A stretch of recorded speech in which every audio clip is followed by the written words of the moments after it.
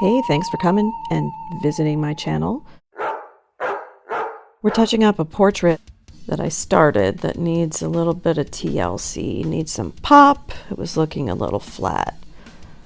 A lot of times I'll start and stop an art piece in the same sitting, but sometimes I need to put it away for a while, not look at it, not think about it, pull it out and then say, ooh yeah, this sucker needs some more color, needs more contrast, needs more intense values. So I decided to do that with this one.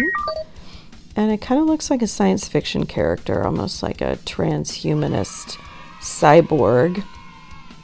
And I grew up with a lot of science fiction in my family.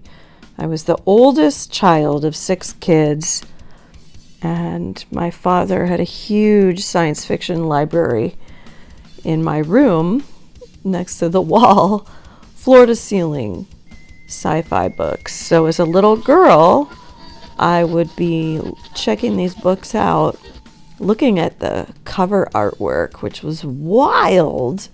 When I was a little girl, I was convinced that aliens were kidnapping me at night and curling my hair and leaving little pinpricks all over my body. And I'm sure that was not happening, but because I had all this great science fiction literature over me, I got a lot of crazy ideas. We had everything from Isaac Asimov to Ray Bradbury to Orson Scott Card and Friedrich Pohl and Larry Niven. The list goes on and on and on. Keith Laumer, he was one of my favorites in middle school. I loved the time travel books. Disco! I loved the Ray Bradbury books too. I got to meet him at a lecture when I was in high school. I think it was at Chapman College.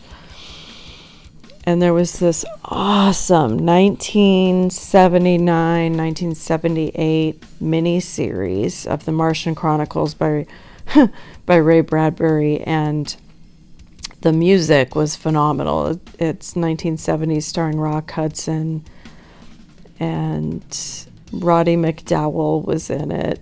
And if you haven't seen it, it's definitely worth your time. A 3-part mini-series about going to Mars. Classic stuff. So this is my transhuman robot cyborg that I'm embellishing with some 3D shading, some just intensifying the values on this so that it just comes to life a little bit more. And I love the vibrant colors. And the eyeball looks totally cartoonish and fake, but maybe I'll go back and I'll touch that up. But I'm interested to hear what artwork you guys are working on. I especially love doing art to relax and to de-stress. I love the color, darks and lights and shading, dark against light, especially because for my day job I deal with a lot of language. I deal with a lot of writing, editing, and research and analysis. So it's really nice to clear my mind in between work sessions or after work with just a quick sketch, and then I can start back and things become more cohesive and logical for me.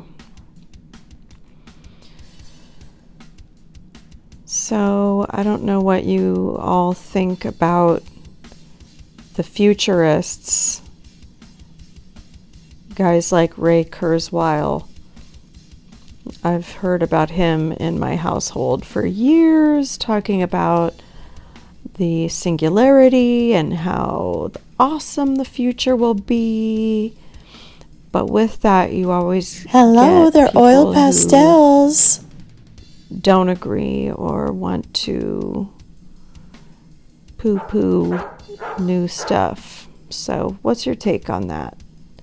Let me know in the comments. Some of my favorite images it's that I like to exciting work that on new are technology is vibrant emerging, colors. but There's for always this, uncertainty there. I think I'm actually people are using a wary couple of different new packs of technology colors, because they but don't want it to some of fall into them the wrong are the hands. neon Similar to glow Star in the Trek and the they're Prime not glow in the Directive dark, but they're neon, so under a black light they'll of pop. not giving technology. And what I found is sometimes certain when you get those primitive within a pack of your standard colors, species, so all that the they don't neon use it colors are for extra evil. oily and they only use it blend for differently. good.